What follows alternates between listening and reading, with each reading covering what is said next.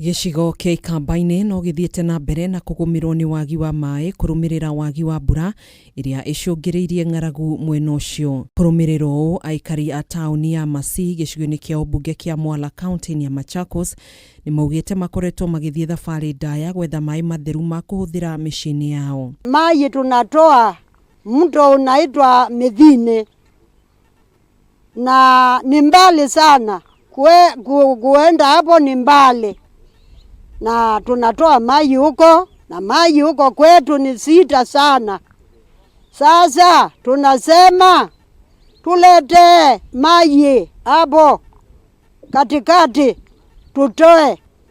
Aikari aya rĩu nĩ morĩtie thirikari ĩhanyũkie tabarĩra ya kũmatambĩria maĩ ĩrĩa yambĩrĩirio nĩ gĩkundi gĩa TANATHI Water Project nĩguo kũmanyotora na kũmehereria mũrigo wa gũthiĩ thabarĩ ndaya gwetha maĩ. Tulikuwa tunaomba serikali kwa hii mradi ya maji ilituambia iko pale inakuja kutoka kule kwa milima. At least wafanya haraka kiasi juu watu wanateseka sana, wanaendea maji mbali. Watu wanaenda kuchota maji mahali kilomita kama 10.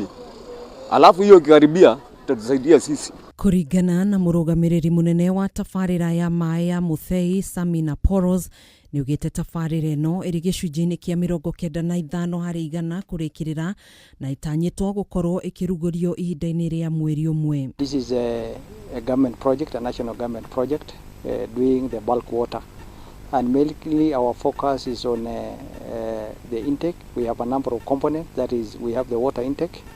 Then we have a treatment plant. We have 4 major tanks. That includes MWALA, where we are now.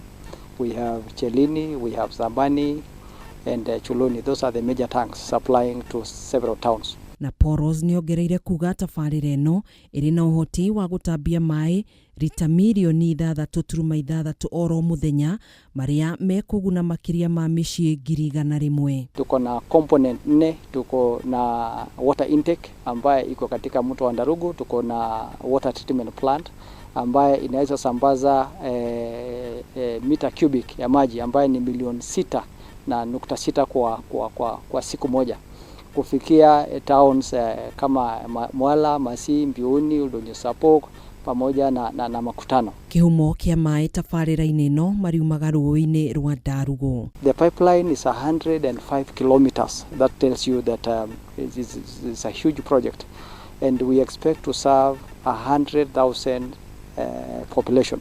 That is in excess of 14,000 households in this particular region. And water access is not only about water, it's about economic transformation.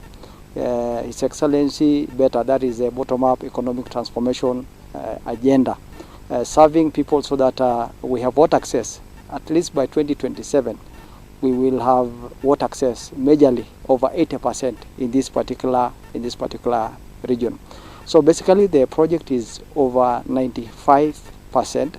Handũ-inĩ ha Kameme TV, njĩtagwo Gathoni Wang'ang'a.